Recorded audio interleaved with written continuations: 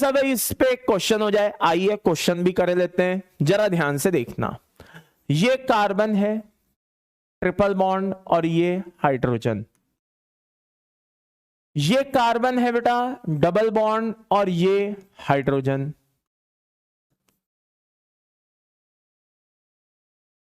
ये कार्बन है single bond और ये सब हाइड्रोजन। मुझे आपसे सिर्फ एक क्वेश्चन जानना है, 2 मिनट के लिए बेंजाइन को भूल जाओ, C6H4 को। 2 मिनट के लिए किसको भूल जाओ? बेंजाइन को भूल जाओ, C6H4 को। हाइब्रिड ऑर्बिटल क्या बनाता है, सिग्मा या पाई? हाइब्रिड ऑर्बिटल क्या बनाता है, सिग्मा या पाई? क्या बनाता है, जल्दी से बोलो 2 मिनट के लिए। हाँ, very good very good very good very good very good, शाबाश शाबाश शाबाश। क्या बनाता है, सिग्मा बनाता है। क्या बनाता है, सिग्मा बनाता है। Very good very good. तो बेटा जितने सिग्मा उतने हाइब्रिड ऑर्बिटल, ये हमारा QSP हो गया। Number of sigma bond plus lone pair equal to number of hybrid orbital.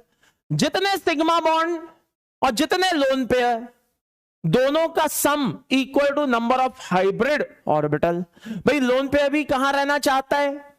I repeat, loan pair भी किस में रहना चाहता है भाई? हाइब्रिड ऑर्बिटल में रहना चाहता है। उसको वहां पे S कैरेक्टर मिल जाता है। अगर बिना हाइब्रिड ऑर्बिटल के रहे तो हो सकता है कि उसको प्योर P में पटक दिया जाए, हो सकता है बेचारा प्योर D में चला जाए। लेकिन लोन पेयर क्या चाहता है, मैं तो S कैरेक्टर मुझे मिल जाए। तो S कैरेक्टर की जो गारंटी होती है, S कैरेक्टर की जो गारंटी होती है वो होती है कि भाई हाइब्रिड ऑर्बिटल में तो मिलेगा ही मिलेगा। वो होता है ना, जैसे एक लाइफ में जैसे इन्वेस्टमेंट किया जाता है, शेयर में कर दिया, गारंटी नहीं है कि भैया वापस रिटर्न मिलेगा या नहीं मिलेगा। मालूम चला कंपनी डूबी, शेयर भी डूबा, पैसा गायब। लेकिन क्या करते हैं लोग बाग, कई बार FD में पैसा डाल देते हैं कि भैया यहां से तो पक्का है हमें रिटर्न मिलेगा ही मिलेगा। लोन पेयर भी वही काम करता है। लोन पेयर कहता है अगर हाइब्रिड ऑर्बिटल में नहीं रहे, अगर हाइब्रिड ऑर्बिटल में नहीं रहे, हो सकता है भैया प्योर P में डाल दिया जाए, प्योर D में डाल दिया जाए, तो क्या होगा, हमें न्यूक्लियस से उतना अट्रैक्शन फील नहीं हो पाएगा। हमें तो S कैरेक्टर चाहिए। क्या चाहिए, S कैरेक्टर। अब S कैरेक्टर की गारंटी कहां पे है? S कैरेक्टर की गारंटी है हाइब्रिड ऑर्बिटल में। अब हाइब्रिड ऑर्बिटल में अगर गारंटी है तो वो क्या कहेगा, उसी में जाना पसंद करेगा। ये बात समझ में आई या नहीं आई? तो lone pair plus sigma bond दोनों को मिलाकर के हाइब्रिड ऑर्बिटल मान लो। ये सबसे सिंपल तरीका है हाइब्रिडाइजेशन पता करने का। वो एक फॉर्मूला होता है ना, जैसे प्लस माइनस हम करते रहते हैं, डिवाइड बाय 2 करते रहते हैं, ये करते रहते हैं, वो करते रहते हैं। उस फॉर्मूले में फंसने की जरूरत नहीं है। वो फॉर्मूला कहीं पे अप्लाई हो भी सकता है, कहीं पे अप्लाई नहीं भी हो सकता है। लेकिन ये जो तरीका मैंने आपको बताया है, my dear, this is my promise, आपसे वादा कर रहा हूं, आप इसमें कभी भी, आपको इसमें कभी भी परेशानी नहीं होगी। हमेशा ये फॉर्मूला, ये वाला तरीका आपको बचा करके ले जाएगा। आपको करना क्या है, सिर्फ इतना सा करना है। बात समझ में आ रही है? आपको सिर्फ इतना सा करना है, क्या कि number of sigma bond plus number of lone pair equal to number of hybrid orbital मान करके चलना है। बस बात खत्म, बस बात खत्म। बस इतना सा मान करके चलना है कि भाई कितने सिग्मा, पाई को भी मत गिनो, क्योंकि पाई तो एक बेंजाइन का केस है, और तो केस अपन ऐसे नॉर्मल केस तो देखते नहीं है, वो तो एक स्पेशल केस हो गया हमारा। तो पाई को छोड़ दो, सिर्फ सिग्मा को गिनो और लोन पेयर को गिनो। टोटल जो आए मान के चलो कि उतने हाइब्रिड ऑर्बिटल है। अच्छा चलो मैं आपसे एक क्वेश्चन पूछता हूं, बताना मुझे। मान लो 3 सिग्मा है और 2 लोन पेयर हैं, तो हाइब्रिड ऑर्बिटल कितने होंगे और वो हाइब्रिडाइजेशन क्या कहलाएगा? जल्दी से बोलो।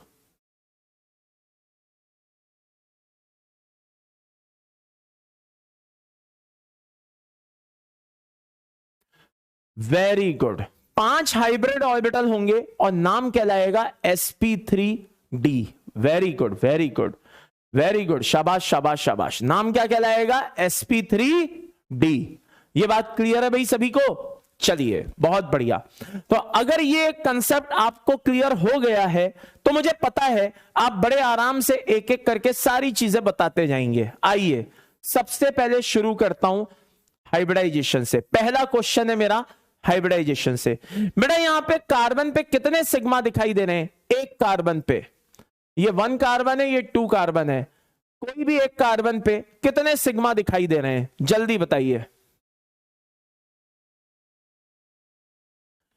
जल्दी बताइए।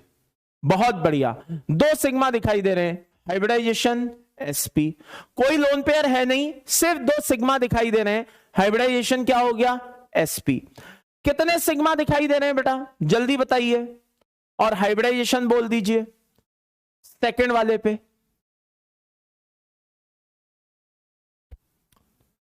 बहुत बढ़िया बहुत बढ़िया। 3 सिग्मा दिखाई दे रहे हैं। Answer is sp2। बहुत बढ़िया, शाबाश। जल्दी से बताइए इस पे कितने दिखाई दे रहे हैं? बहुत बढ़िया बहुत बढ़िया, पहले ही आंसर आ गया। शाबाश शाबाश शाबाश। 4 सिग्मा दिखाई दे रहे हैं। Answer is sp3। बहुत बढ़िया। तो by the end summary is this. पहला क्वेश्चन तो हमारा क्लियर हो गया कि भाई हाइब्रिडाइजेशन ये है। आइए दूसरा question, percentage of S character. बोलिए भाई, परसेंटेज ऑफ एस कैरेक्टर जल्दी से बताइए क्या होगा? Order of percentage of S character, S character का ऑर्डर क्या होगा? शाबाश शाबाश शाबाश, very good very good very good. ये होगा, बहुत ही बढ़िया बहुत ही बढ़िया, very good very good very good. अब बात आती है कि आपको भी पता है कि ये कार्बन sp हाइब्रिडाइज है, ये कार्बन sp2 हाइब्रिडाइज है, ये कार्बन sp3 हाइब्रिडाइज है। तो जल्दी से बताइए सबसे ज्यादा इलेक्ट्रोनेगेटिविटी किस कार्बन की होगी? En of carbon atom. बताइए साहब, सबसे ज्यादा कौन से कार्बन एटम की इलेक्ट्रॉन नेगेटिविटी होगी? वेरी गुड, sp वाले की होगी। शाबाश शाबाश शाबाश। अब नॉर्मली अगर मैं कार्बन की बात करूं तो नॉर्मल कार्बन की En जो होती है वो 2.5 होती है। तो इस वाले कार्बन की En कितनी होगी? 2.5 होगी जो sp3 है। लेकिन जैसे जैसे s कैरेक्टर बढ़ता जा रहा है वैसे वैसे इलेक्ट्रॉन नेगेटिविटी बढ़ती जा रही है। तो ये sp2 हाइब्रिडाइज कार्बन की En जो है वो 2.75 के समथिंग होगी और ये जो sp हाइब्रिडाइज है इसकी En 3.25 के समथिंग होगी। कहने का मतलब ये है कि जो इनकी जो En है, ये ध्यान रखना, ये बहुत ही इंपॉर्टेंट पॉइंट है। मैं आगे जाके ऑक्सी एसिड जब मैं आपको बताऊंगा तो ऑक्सी एसिड में मैं ये पॉइंट उठाऊंगा, मैं आपको याद दिलाऊंगा कि मैंने ये पढ़ाया था। ऑक्सी एसिड में भी एक क्वेश्चन आता है बहुत ही शानदार, ठीक है ना, ऑक्सी एसिड में ऑक्सीडेशन स्टेट को लेकर, ठीक है। चलो उसको भी डिस्कस करेंगे। फिलहाल जो मैं आपको बता रहा हूं वो जरा ध्यान से सुन लीजिए। जितना ज्यादा एस कैरेक्टर उतनी ज्यादा En, दैट्स ऑल। समझ में आया भाई? ये लो, जल्दी से कॉपी कर लो।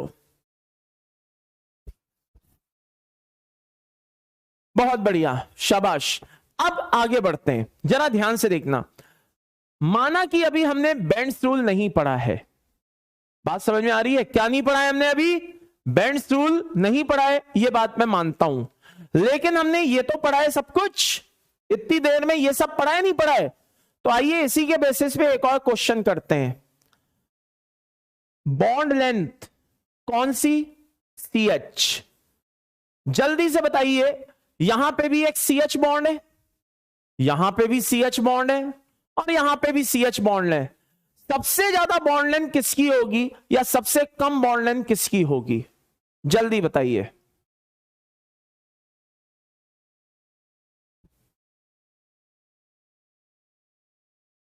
सबसे ज्यादा बॉन्ड लेंथ किसकी होगी या सबसे कम बॉन्ड लेंथ किसकी होगी? बहुत ही बढ़िया भाई, सीधी सी बात है, जिस कार्बन की EN जितनी ज्यादा, वो सामने वाले एटम को अपनी ओर उतना ही ज्यादा अट्रैक्ट करेगा, और जितना ज्यादा अट्रैक्ट करेगा नो डाउट एटम के बीच की जो डिस्टेंस है वो कम होगी।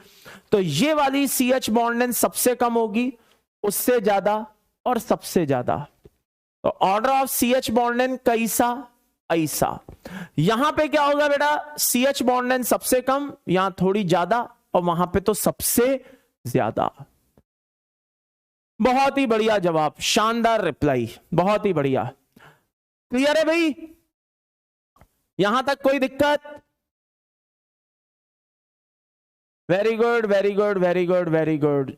निखिल कह रहे हैं सर मजा आ गया। चलिए बहुत बढ़िया, आपको मजा आ गया, अच्छी बात है भाई, इसी तरह से चीजों को समझते रहो। चलिए क्लियर है सभी को? आगे बढ़ते हैं बेटा।